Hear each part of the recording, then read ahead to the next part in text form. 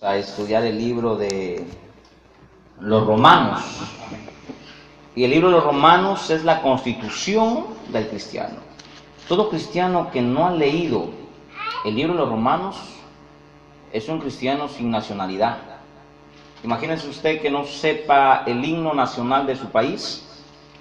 Sería el colmo, ¿verdad? Nosotros no somos como los testigos de Jehová, que ellos deshonran los símbolos patrios y se hacen llamar de otro lugar. Jesucristo dijo que nosotros estábamos en este mundo, pero que no éramos del mundo. Y quiero estudiar todo el libro de Romanos, tanto acá como en Nuevo Horizonte, para fundamentar. Vamos a sacar las doctrinas esenciales, las primordiales, las doctrinas primarias de todo el libro de Romanos. No se olvide que el libro de Romanos es la constitución de la iglesia. Es el libro que posee el 85% de doctrinas bíblicas.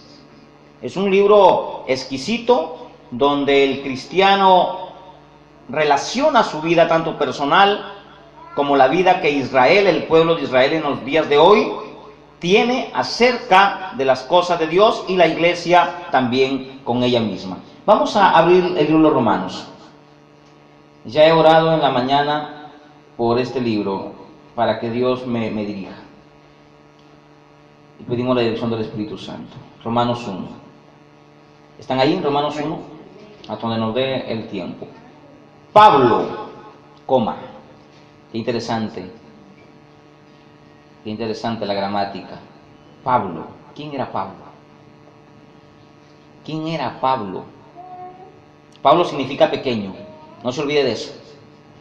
Inclusive él reconoció, dijo: yo soy el abortivo, el más pequeño. Dios dijo: él es pequeño, pero él dijo: soy el abortivo. O sea, un embrión, 3 centímetros, 4 centímetros. ¿Cómo es un embrión en el vientre de la mamá? Dicen que tiene 3 centímetros, chiquitito, y ahí va creciendo. O sea, Pablo en su humildad decía que era lo más vil, que Dios tuvo misericordia. Pero antes él se llamó Saulo, Saulo de Tarso. Pablo tenía 2 nacionalidades. Era hebreo y era romano. Según la historia dice que el padre de Pablo era romano. El padre de Pablo era romano. Por eso que en una oportunidad, cuando a Pablo lo cogen en Roma y comienzan a golpearlo, él le dice: ¿cómo se atreve usted a golpear a un ciudadano romano? Y el comandante que lo estaba castigando dijo: ¿pero cómo, que tú eres ciudadano romano? Sí. El comandante dijo: a mí me ha costado efectivo para conseguir la ciudadanía. Él dijo: no, yo soy de nacimiento. Y el comandante se sintió atemorizado, dijo: le estoy golpeando a un ciudadano romano. Y era un delito que antes de golpear a un ciudadano romano primero tenía que ir a la corte a ser juzgado. Y en este caso solo lo habían agarrado a Pablo y lo habían metido a la cárcel y le estaban pegando. O sea, no había sido juzgado, nadie había visto su caso, y eso era un delito. Y el comandante se asustó y dijo: oh, disculpa. Tenía 2 nacionalidades. Miren, Pablo no estaba como esta religión de los testigos de Jehová, diciendo: no, yo no soy del Perú, yo ya no la bandera, yo no nada de la Navidad, yo nada de fiestas patrias. Eso es deshonrar la nación. Romanos capítulo 13 dice que nos sujetemos a las autoridades, porque todas las autoridades son impuestas ¿por qué? Por Dios. Dios impuso las autoridades para el malo. El malo debe tener temor de las autoridades, el bueno no. Entonces Pablo tenía 2 nacionalidades, estamos aprendiendo. Pablo tenía 2 nacionalidades, era romano y también era judío o hebreo. Él era de una religión llamada los fariseos. Él era un hombre irreprensible en cuanto a la religión que poseía. Era como esas viejitas que son irreprensibles en su religión. Las ves a las 6 de la mañana en la misa de Ramos. Sale el muñeco y se visten de azul o de morado y se ponen su túnica en la cabeza, su manto, y van con incienso. Toda su vida han sido estrictas en su religión. Pablo era así. O sea, ¿cómo discutir de la religión con alguien que es irreprensible en la religión? Y eso hoy me pasó. Hoy llegaron 2 testigos de Jehová que eran capos en la materia. Uno tenía 30 años y el otro 15 años. vinieron a debatir conmigo. No mandaron a cualquiera porque saben que esta es iglesia. Y comenzaron a debatir conmigo. Yo los escuché y un debate exquisito y a la vez bastante polémico. Pablo dice la historia que tuvo un maestro llamado Gamaliel. ¿Quién era Gamaliel? Gamaliel era del estirpe o de todo ese linaje o esa línea de los grandes filósofos de la historia. Aristóteles, Platón, ya existían en ese tiempo, de los grandes pensadores de la historia, de los grandes investigadores del mundo cósmico, y este Gamaliel era un erudito en la materia. Y saben, era maestro de Pablo o de Saulo. O sea, ¿quién podía enfrentarse a un universitario, a un hombre preparado en la materia? ¿Quién podía sino Jesucristo? Por eso que cuando él oía las palabras de Esteban hablar del Evangelio, Esteban hace toda una referencia desde el Génesis, desde Abraham hasta la actualidad, demostrándole a los judíos de ese entonces, a los sacerdotes, que era Jesucristo el Cristo. Pero ¿por qué no le creyeron? Porque cuando una persona es preparada, cuando una persona es preparada en una materia, se consolida tanto a creer en lo que ha estudiado, en lo que le han enseñado, que es muy, pero muy difícil y el 90% probable que no te va a creer, a no ser que le saques evidencias, a no ser que le compruebes científicamente, bíblicamente, que lo que estás diciendo es verdad. Mientras tú no le compruebes, mientras tú le hables palabras y palabras y palabras, jamás, de los jamases, él va a creer o va a dejar de creer en lo que ha creído. Y este hombre, el testigo de Jehová, tenía 30 años. Y me sacó un texto en la Biblia, me dice, te voy a demostrar que Jesucristo fue creado, no fue engendrado. Te voy a demostrar, me dijo él, que Jesucristo no es Dios. Y si es Dios, es otro Dios. Pero no es Dios el Padre, no es Dios el Eterno. Él no es el Alfa y la Omega. Y entonces me saca Apocalipsis 3:14, donde dice la Biblia, escribe al ángel de la iglesia de la Odisea, si no me equivoco, a ver, búsquenlo ahí. Y aquí hay una palabra que cualquiera la puede contradecir, pero si la lees desde ahí, y queda un poco estupefacto. Miren lo que dice ahí. Escribe al ángel de la iglesia de la Odisea, he aquí el amén, el testigo fiel y verdadero, el principio de la creación de Dios. ¿Ves? ¿Qué creó Dios primero? Me dijo, wow. En ese texto dice que lo creó a Jesucristo. Aparentemente dice que Dios lo creó a Jesucristo antes que la creación. O sea, antes que hiciera el mundo, las aves, los animales, al hombre y todo, fue creado Jesucristo. Y me movió eso. Entonces me dijo, si quieres lee Gálatas 3:4, ahí dice que Él es el primogénito, la primera creación. Y uno se queda así. Y yo, Señor, háblame, hazme recordar el conocimiento que he estudiado, Dios, porque me agarró en un momento desprevenido. Y me dijo, a ver, refútame con la Biblia, yo tengo 30 años, me dijo él, de convertido a los testigos de Jehová. Y es más, me dijo, he hablado con un pastor que ha reconocido en privado que Jesucristo no es Dios. Yo me quedé así, ¿cómo que un pastor? Sí, de tu religión. He hablado con un pastor y él dice, es verdad, ¿cómo un Dios va a morir? Jesucristo no puede ser Dios porque murió. Por lo tanto es la primera creación. Así que Dios me iluminó y yo le dije una cosa a él. Le digo, ¿a cuál de sus ángeles él le ha llamado hijo? ¿A cuál de todos los ángeles?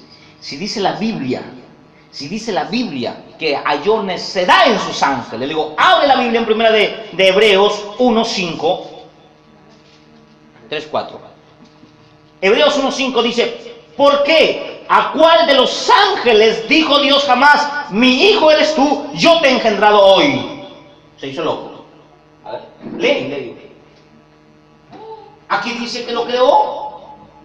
Aquí dice a cuál de los ángeles, y ahí te tumbo tu concepto y tu doctrina de que Jesucristo es un arcángel. Aquí dice a cuál de los ángeles, a cuál, a Miguel, a Sariel, a Gabriel y a cuantos ángeles existan ahí, le dijo, tú eres mi hijo. Miren lo que dice ahí, porque a cuál de los ángeles dijo Dios jamás, mi hijo eres tú, yo te he engendrado hoy. Y otra vez dice, yo seré a él padre y él me será mi hijo. Y otra vez dice, cuando lo introduje al primogénito en el mundo. Oiga, Señor, le digo, lo dio a conocer en la creación, pero él ya era. ¿Ah? No, Hebreos. Sí, Hebreos. Hebreos 1, 5. Y el Espíritu Santo me comenzó a hablar, que el hombre decía, wow, tú sabes bastante. No, no sé bastante, le digo, estoy aprendiendo. Y dijo el otro, creo que me conocía o me han investigado. No, es que él es maestro, él es pastor, es teólogo de esta iglesia. Sería bueno venir otra vez a debatir. No, yo no estoy para eso. Y le tumbé su doctrina. Jesucristo es Dios. Y le digo, y es más, cuando Jesús se apareció y le dijo a Tomás, incrédulo le dijo a Tomás, y Tomás ¿qué le dijo? Señor mío y Dios mío. ¿Por qué el Señor Jesús tuvo que tomar ese título si se supone que no era Dios? ¿Por qué le dijo a Tomás, Tomás, ¿cuánto tiempo hace que estoy contigo y no has visto al Padre? ¿No sabes que el Padre es en mí y yo en el Padre y que los dos somos uno solo?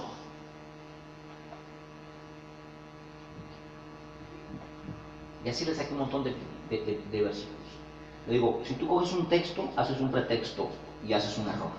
Y es más, lean Salmos 119, 160.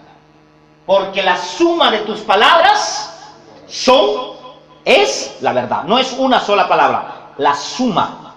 1 más 1 más 1 más 1 más 1 más 1 y más 1. A su nombre. 119, 160. Y era una, recuerdo hoy en la mañana, una batalla de textos, y texto por acá, y ¿sabe por qué, hermano? Porque tú no puedes ir, como lo hizo hace años un hermano, estábamos predicándole a un filósofo, un muchacho que le gustaba leer Alfredo Benavides, no a este chistoso, sino a uno que es ufólogo. ¿Alguien sabe qué es la ufología? Es el estudio a los ovnis, a los extraterrestres. Y este hombre comenzó a hablar de los extraterrestres, de la vida más allá de la muerte, de que Ezequiel lo llevaron los extraterrestres, y en parte tenía algunos aspectos razonables. Y este hermano, como no tenía conocimiento, agarró y le dijo, mire señor, a mí que me interesan los ovnis, que me interesa esto, usted arrepiéntase y Cristo lo ama. Y el hombre se echó a reír. Se echó a reír. Y yo callado, escuchando, a mí no me habían invitado, solo estaba escuchando. Y dijo, ese es el gran problema de los evangélicos. Que los manipulan, no los educan, no los preparan. ¿Cómo tú, le dijo a este hermano muchacho, me quieres convencer que tu Jesucristo es Dios, que tú tienes la verdad? Si lo que me das es una idea esporádica, un pensamiento esporádico, demuéstrame que yo he pecado. Demuéstrame que yo soy pecador y que necesito arrepentimiento. Hermano, lo dejó a este hermano que ahorita es pastor, lo dejó boquiabierta, que yo tuve que intervenir y decirle, ¿me permites hablar? Y hasta me regaló su libro de historia de la ufología, me lo regaló, toma, te lo regalo, contigo si se puede hablar. Porque hay que tener apertura, hermano. Yo quiero que ustedes entiendan algo. Si les voy a enseñar, y estamos estudiando Romanos es para estructurar la vida cristiana doctrinalmente. Porque una idea se combate con otra idea. Una doctrina se combate con otra doctrina. Un dogma se combate con una doctrina. ¿Quién gana la doctrina? Porque ¿qué es un dogma? Ten en la cabeza. Un dogma es un pensamiento humano mezclado con la Biblia. ¿Qué es una secta? Una secta es pensamientos humanos mezclados con las doctrinas. Hay gente que dice, pero ¿cómo es posible que esa iglesia sea una secta si ellos hablan de Dios? Y mira, hay doctrinas bíblicas. ¿Ustedes creen que los mormones no tienen doctrinas bíblicas? Tienen doctrinas bíblicas. Ellos creen en la Trinidad. Pero sin embargo, también creen que te puede bautizar por un muerto. Sin embargo, también creen que los muertos cristianos, los muertos mormones, no los cristianos, muertos mormones, predican en el infierno.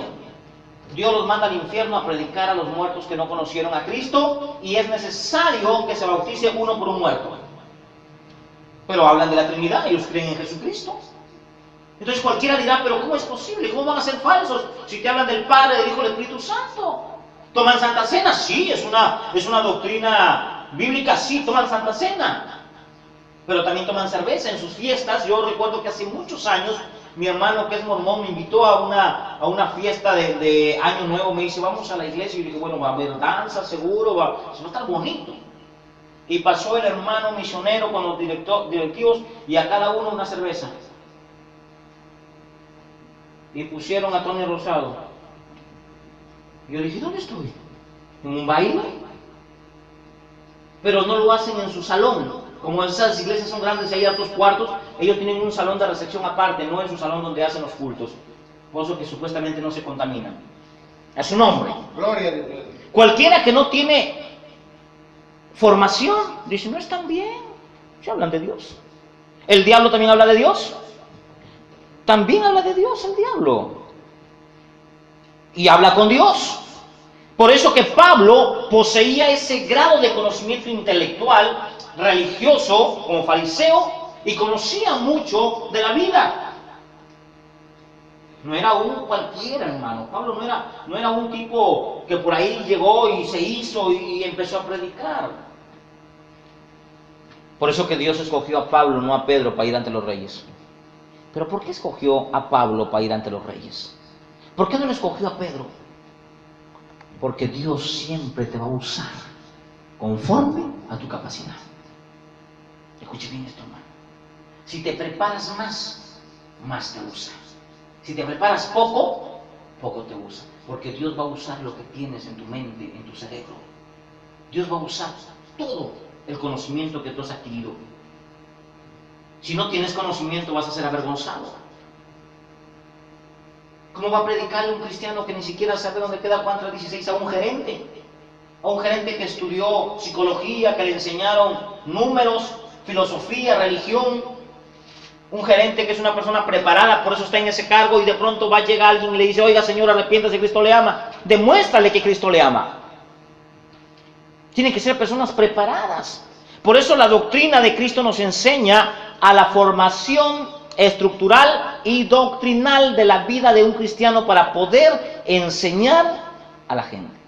Y yo dije, si estos dos tipos agarran a un hermano de alguna iglesia, lo confunden o lo avergüenzan. Pablo, siervo, ¿de quién era? De Jesucristo. Pablo, siervo de Jesucristo. Dolos, en el griego.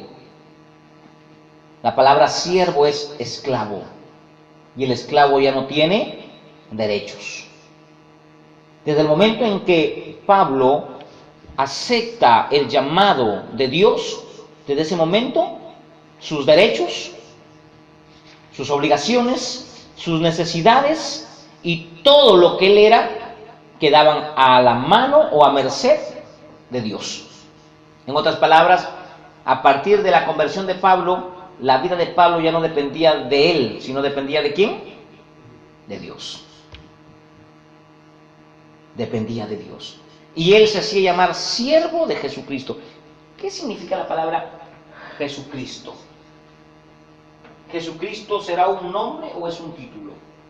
Es un título. Cristo significa ungido. Cristo significa ungido, Mesías o Salvador. Jesús el Salvador. Jesús, Cristo. Jesús el ungido. Jesús el Mesías. Jesús el Salvador. Eso significa Jesús, Cristo. Jesús el ungido o el Mesías. Y Pablo era siervo de Jesucristo y fue llamado a ser apóstol. ¿Qué significa apóstol? En el griego es apostolos,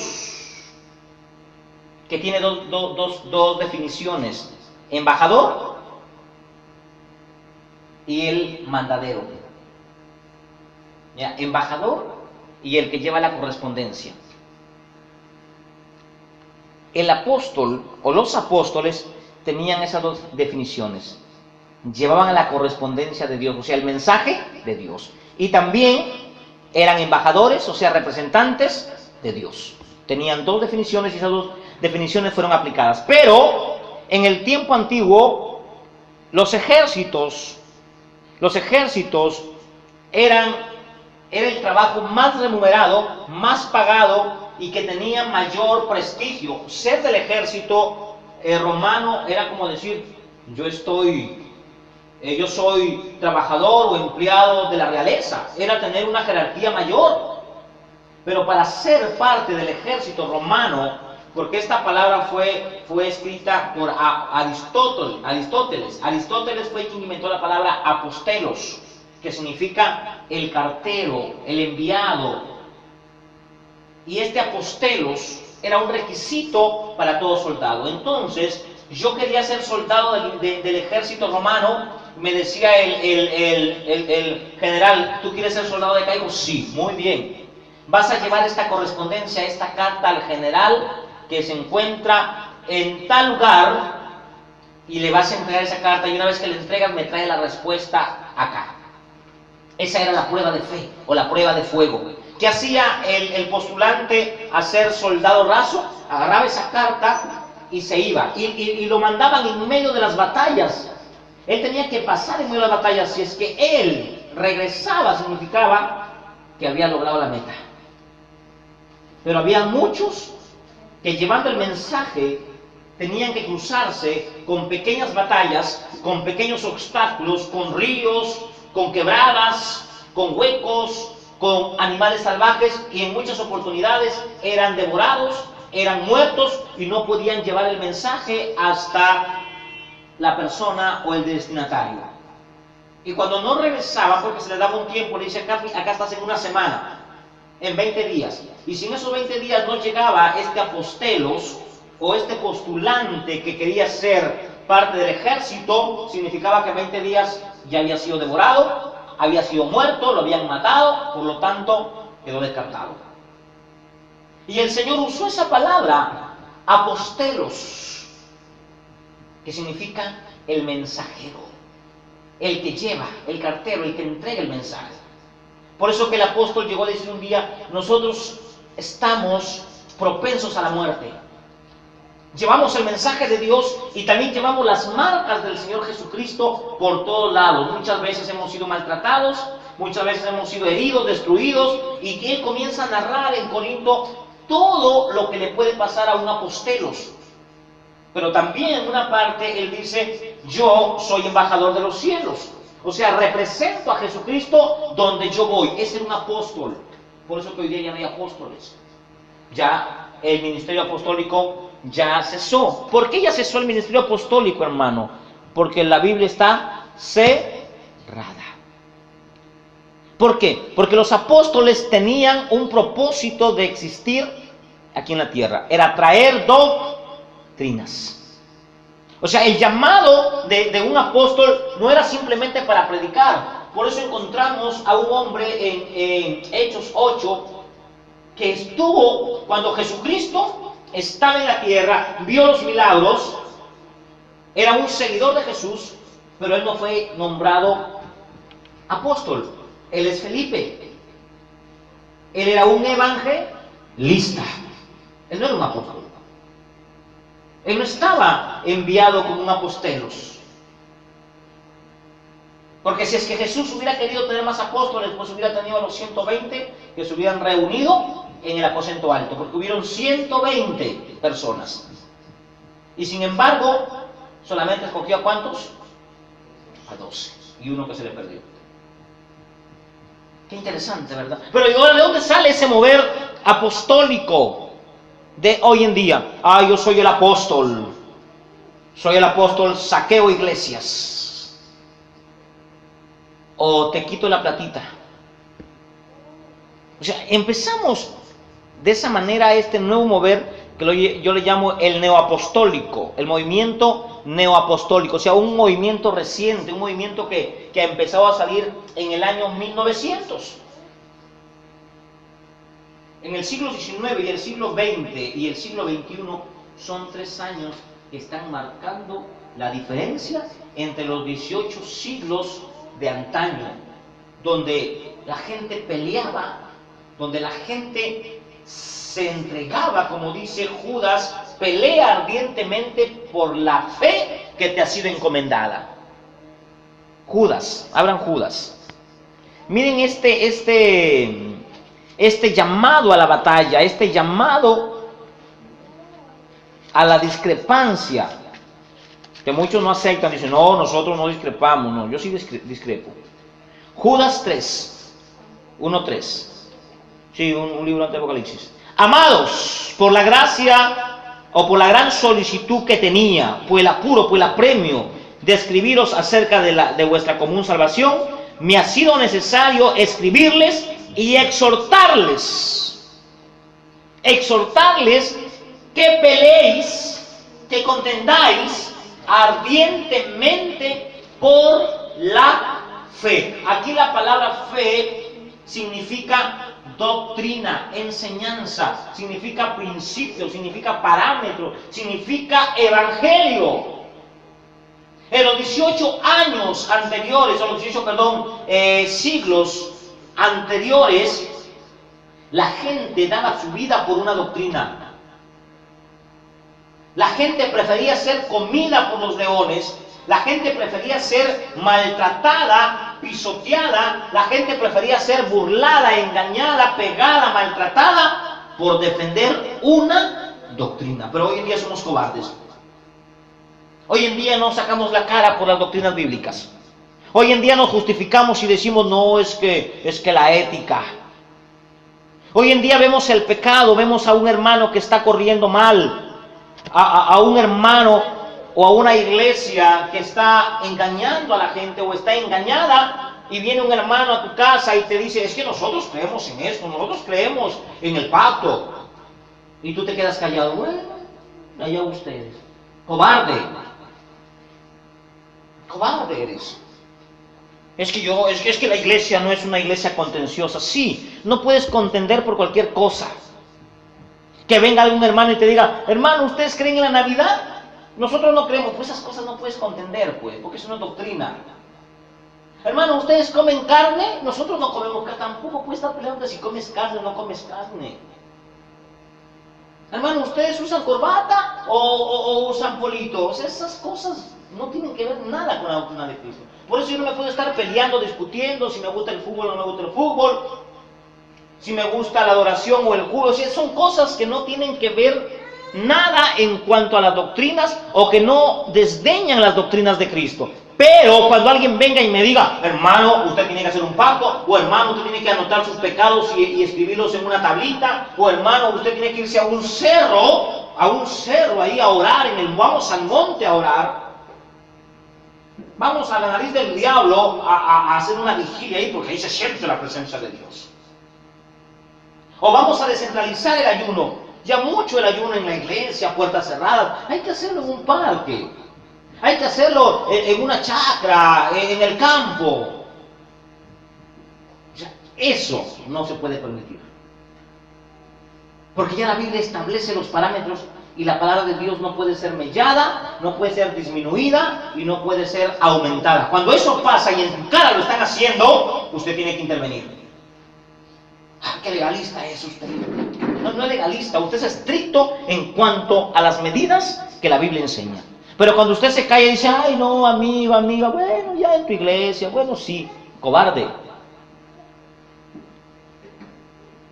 Otros preferían irse al circo romano, meterlos al circo romano para que se los coman los leones, por defender una doctrina, por no aceptar lo que imponían los hombres. Me dijo una vez un hermano, pastor, ¿será pecado ir al circo?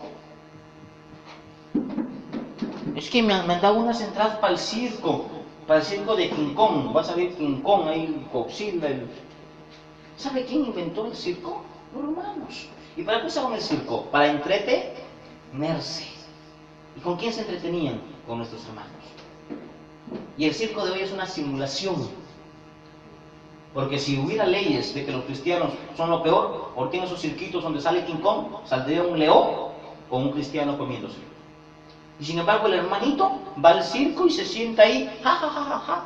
¿Qué es eso? Que no tiene respeto usted. Aquellos hombres mártires que dieron su vida en esos circos. Por lo tanto, un cristiano no puede hacer eso. No puede ir a un circo. Amén. Entonces seguimos leyendo la palabra. Siervo de Jesucristo llamado a ser apóstol. Ya hemos visto que es un apóstol, un apostelos. Apartado para el evangelio. ¿De quién es el evangelio? ¿De quién? De Dios. No es del pastor. No es que nosotros creemos en el evangelio de la prosperidad. No, ustedes creen en el evangelio de la miseria. Ustedes creen en el evangelio de... No, o sea, nosotros creemos en el evangelio de Dios, señores. No creemos en el evangelio de ellos, de él o de aquel. El evangelio que yo creo tiene 2000 años. Amén. Hace tiempo fui a una radio, no mencionaré el nombre de esta radio cristiana aquí en Sullana. Y yo llego y el hombre me dice, está bien, le vamos a dar un espacio radial, pero díganos, ¿cuál es su evangelio? ¿El de hace 500 años? ¿Ese evangelio viejo? Me dijo este pastor, yo lo miré. Porque nosotros, me dijo este pastor, nosotros tenemos un evangelio revelado, recién fresquito, de hace 20 años, un evangelio con una palabra poderosa. Oiga, le digo, mi evangelio no tiene 500 años, tiene 2000 años, es muy viejo. Si así lo quieres ver. Ah, no, me dijo, no, ese evangelio está viejo. Y era un pastor con canas, que supuestamente había nacido en el evangelio, años sobre años, a la basura. Yo me lo enfrenté, le dije, oiga, usted es un apóstata. El evangelio es de Dios, no es de un apóstol de hoy. Su evangelio era de su apóstol. Su apóstol había traído la revelación del evangelio. No, el evangelio que usted y yo predicamos, ¿de quién es? De Dios. Gálatas 1, 6, 9 dice, maldito, y esto es interesante, lo que dice Gálatas 1, 6. Estoy maravillado que tan pronto os hayáis alejado del que os llamó por la gracia de Cristo para seguir un evangelio diferente. Hermano, cuando alguien le diga a usted, ¿dónde estás congregando, hermano? Ah, en la iglesia Restauración. ¿Y en qué cree la iglesia Restauración? Usted tiene que saber cuál es su credo. Nosotros creemos en el Padre, el Hijo y el Espíritu Santo, en la santidad. Creemos en el libre albedrío. Son doctrinas fundamentales. Creemos en la resurrección de Jesucristo, creemos en la expiación de Jesucristo. Esas doctrinas son fundamentales. Creemos que el hombre solamente puede ser justificado por la fe y no por las obras. El hombre puede ser justificado por la fe y no por las obras. Amén. Nadie se va a salvar porque haga buenas obras. Nadie se va a salvar porque obedezca más a la denominación. Hay que entender una cosa sobre la iglesia y la denominación. A veces nos confundimos, decimos, ¿dónde te vas? A la iglesia. No, se dice, me voy a reunir con la iglesia. ¿Amén? Porque ¿qué hacemos cuando viene 3, 4, 5, 6? Esa es la iglesia. Nos reunimos con la iglesia, no nos vamos a la iglesia. Porque hemos mirado que la iglesia son las 4 paredes. Y como nos han metido en la cabeza que la iglesia son las 4 paredes, entonces entramos en un temor que cuando el líder de la congregación quiere hacer un cuadro o pintar algo, no pide voluntariamente una ofrenda de amor, como lo hacían los apóstoles, sino que impone. Hermano, usted va a ir a vender con leche. Hermano, usted va a vender papita rellena. Hermano, lo haga, porque si no hace te vas al infierno, ¿ah? Porque usted cree que la iglesia son las 4 paredes. Es que es para la iglesia, hermano. Vamos a hacer una apoyada para la iglesia. ¿Para quién? ¿Para ti? ¿Para ti? ¿Para ti? ¿Para ti? Porque ustedes son la iglesia. No, la apoyada es por las paredes. Entonces no es la iglesia por las paredes. ¿Amén? Entonces hay que ser claro. Vamos a hacer una apoyada para hacer el techo del local donde nos congregamos. O de la casa de Dios. Pero no puedo decir vamos a hacer una actividad para la iglesia. Hay hermanos que van con su tarjetita y le dicen, amiga, colabórame. Es una apoyada para la iglesia. Mentirosa, no es para la iglesia. Porque la iglesia eres tú, soy yo, o a ti te van a dar ese dinero. A su nombre. Gloria a Dios. No, es que nos han enseñado a hablar mal. Por eso cuando a mí me dicen colabora, es para la iglesia. Ah, es para ustedes. ¿Que se van a repartir ese dinero? No, es para la iglesia. ¿Cuál iglesia? Es que vamos a levantar una pared. Es que esa no es la iglesia, señores. Es que queremos pintar el techo o queremos comprar un equipo. Está bien, hay que comprar los equipos porque el Estado no nos da a nosotros equipos. Pero para eso se piden ofrendas voluntarias, como hacían los apóstoles. Los tesalonicenses en el tiempo de Pablo tenían una situación económica bastante precaria, no tenían mucho. Así que Silas es enviado con Pablo a recolectar ofrendas de amor a todas las iglesias de la región para llevarlas a Jerusalén, porque en Jerusalén había toda un desfalco de hambre. El Estado o el gobierno de los romanos les habían quitado a los cristianos sus casas, sus propiedades, por lo tanto los cristianos vivían escondidos y necesitaban sustento. Así que el apóstol se fue a las iglesias que él había levantado y que los apóstoles habían levantado para recoger ofrendas de amor. Ahí les llama ofrendas voluntarias. Así que cuando pasaron por Tesalónica, los hermanos de Tesalónica se enteraron de que iban a recoger ofrendas voluntarias, pero el apóstol dijo, la iglesia de Tesalónica también está pasando problemas, así que no vamos a hacer carga. Y miren los hermanitos, el amor que tiene una persona cuando sabe que sus cosas son de Dios y no de él, que los hermanos de Tesalónica rogaron al apóstol Pablo y le dijeron, permítenos participar en la ofrenda de los santos. Corintios capítulo 3 en la segunda carta. Ahí lean todas las ofrendas de los santos, ahí está. Permítenos colaborar, queremos participar en las ofrendas de los santos. Y el apóstol dijo, pero ustedes quieren poco, no importa, miren el gran amor que hay cuando hay una iglesia unida, cuando hay una iglesia que ama, aún de lo poquito, de eso daban por amor. Pero el apóstol no fue a imponer, el apóstol no fue a decir, así que todos van a dar tanto. O se me levantan 20 con 100 soles, se me levantan 100, no, o sea, nunca los apóstoles imponieron sobre la iglesia cargas pesadas. A ver, déjame ver. Nunca hicieron eso. Nunca hicieron eso. Porque sabían ellos con claridad, 8, 2 Corintios 8. Ya lo leen en su casa, ustedes bastante. Lo que es dar para la iglesia. Se le conoce como ofrendas voluntarias, o sea, ofrendas de amor. 8. Y en 2 Corintios 9, 7, el apóstol Pablo pone un mandamiento. ¿Alguien lee 2 Corintios 9, 7? A ver, Rudy, lee 2 Corintios 9, 7. Alguien que tenga una Biblia que lea, por favor. Cada uno dé como propuso en su corazón, no con tristeza ni por necesidad, a lo que Dios ama al dador alegre. Cada uno dé como propone el corazón. De repente la hermana Silvia recibe un dinero y recibió 5,000 soles. Y está con el dinero en la mano y el Señor le pone en su corazón y le dice, hija, mira, el pastor está pasando necesidades. O la hermana está pasando necesidades. Tú las has visto. O la iglesia, las paredes están frías. Hija, anda a la ferretería y cómprate 5 baldes de pintura y llévalos a mi casa. Lo sientes en el corazón. Pero la hermana dice, ay Señor, pues sí, varios hermanos.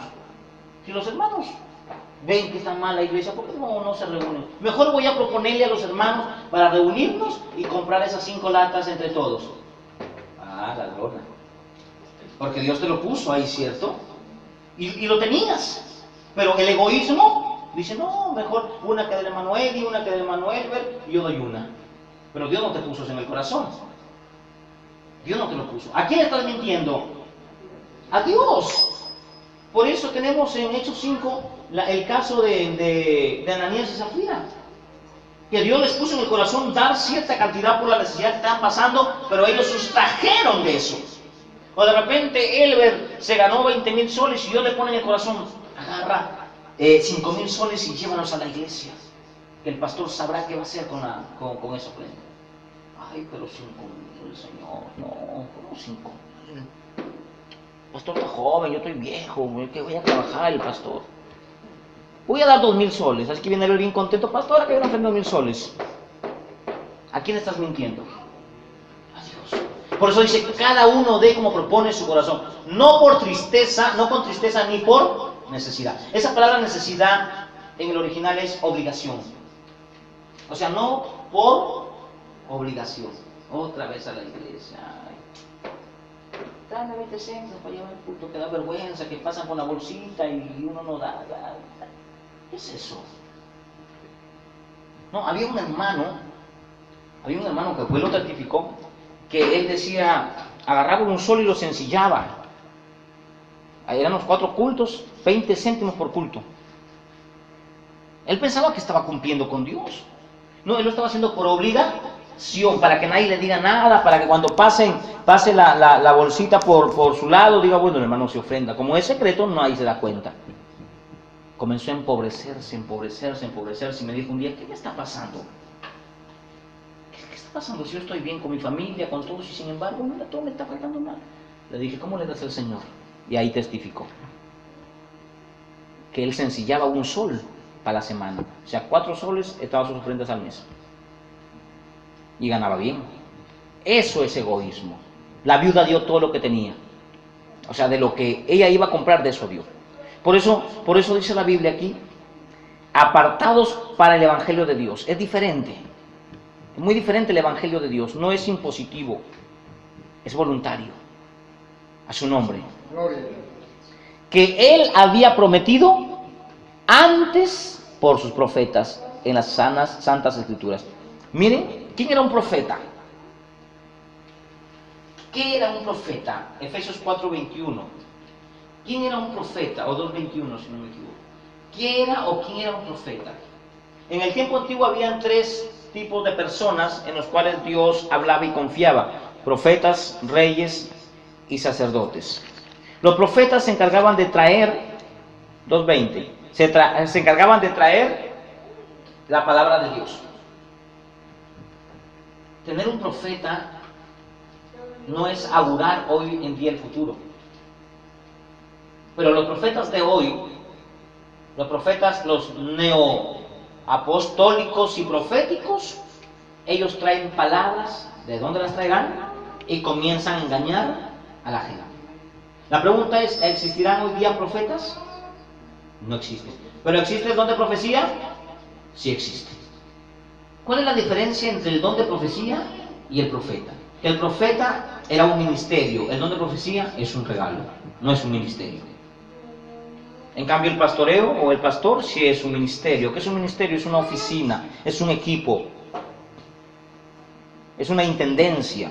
En cambio, el apostolado ya quedó ahí con el último apóstol llamado Juan, y el profeta ya no está. Dice que el último profeta fue Juan el Bautista. Dice que no ha habido profeta como él, porque él hizo volver el corazón de los padres hacia los, o de los hijos hacia los padres. Y Jesús da testimonio, dice, ninguno de los que se hayan levantado es tan grande como Juan el Bautista. El último profeta se llamó Juan Bautista.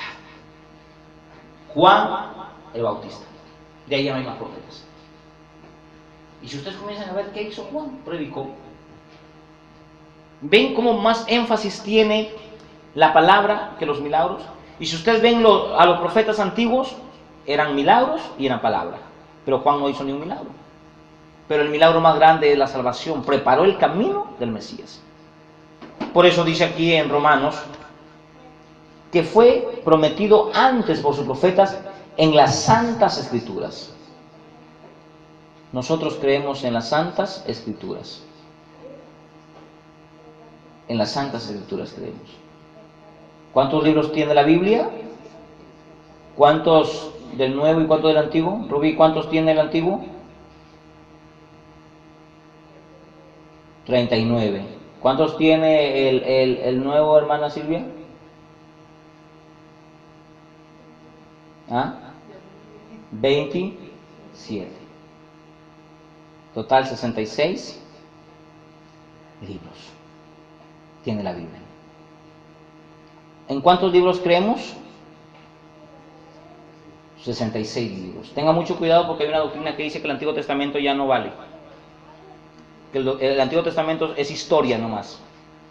Ustedes saben que el Antiguo Testamento no es sin el Nuevo y el Nuevo sin el Antiguo. Tú no puedes entender el Nuevo si no lees el Antiguo, no puedes entender el Antiguo si no lees el Nuevo. Los dos son uno solo. Pero yo no puedo decir, no, el Antiguo Testamento ya no vale, ya no tiene vigencia, ya aquí, nomás el Nuevo. Hay una religión cristiana evangélica que dice que el Antiguo Testamento ya no vale. Porque supuestamente los judíos ya dejaron de ser, ¿no? Los judíos son el pueblo de Dios, los que están actualmente. Que no es su tiempo por ahora, pero son el pueblo de Dios. Por eso dice la Biblia que fue prometido por los santos profetas en las Sagradas Escrituras. Timoteo, el libro de Timoteo dice lo siguiente, y le da un elogio precioso a aquel joven que estudió la palabra desde el comienzo. Mira lo que dice el 2 Timoteo 3:16. Toda la escritura es inspirada por Dios y es útil ¿para qué? Para enseñar, para redarguir, para corregir, para instruir. La finalidad es perfeccionar o preparar al hombre de Dios. Preparar al hombre de Dios. Si nosotros no tenemos esa claridad de lo que es la escritura, entonces no estamos de más en la iglesia. O sea, no podemos nosotros tomar otra cosa que no sea la escritura. Nadie te puede venir a decir, no, es que así dice el librito, que así profetizaron, que así, no, o sea, no, Señor. Solo escritura. Solo escritura. Segunda de Pedro, capítulo 1, versículo 19. Tenemos también la escritura o la palabra profética más segura, la cual hacéis bien de estar atentos como una antorcha que alumbra en lugar oscuro, hasta que el día esclarezca y el lucero de la mañana salga en vuestros corazones. Entendiendo primero esto, ¿qué debo entender? ¿Qué debo entender cuando tengo una Biblia en mis manos? Entendiendo que ninguna profecía de la Escritura es de interpretación privada. Miren los dos aspectos cuando usted le dice, oye, ¿por qué andas con ese libro? Si ese libro lo escribieron los hombres, ¿cómo sabes tú que lo escribió Dios? Los hombres lo escribieron. Dios te dice, primero tienes que entender esto, que la Biblia no necesita intérpretes. Solita habla. Segundo, tienes que entender que nunca la profecía fue traída por voluntad humana, por pensamiento humano, sino que los santos hombres de Dios hablaron siendo inspirados, no poseídos. Escuche bien esto, porque hay otra mala interpretación de otra religión que piensan que el Espíritu Santo posee a la gente. El Espíritu Santo no poseyó a los apóstoles o los profetas para que ellos hablaran, nos inspiró. ¿Qué es inspirar? Es darle revelación. Les mostró y ellos escribieron. Eso es inspirar. Viene sobre ellos y comienzan ellos a ver cosas. Es como por ejemplo un poeta. Yo siempre me gustaba hacer inspiraciones de más adolescente, y para que yo me inspirara en hacer algo bonito, en hacer una inspiración hacia alguien o hacia algo, yo tenía que concentrarme, ¿cierto? Y comenzaba a ver imágenes en mi mente y me imaginaba a tal persona o a tal cosa, y de eso iba escribiendo. La inspiración era así. Venía el Espíritu Santo y comenzaba a revelarle el Señor. Vino el Espíritu Santo donde Moisés, y Moisés comenzó a ver la creación. Y Moisés comenzó a notar. Primer día, segundo día, tercer día. Porque estaba Dios inspirándolo en las imágenes. Inspiración, imágenes, ver. Pero cuando no entendemos eso, fracasamos. Póngase de pie. Amén. Amén.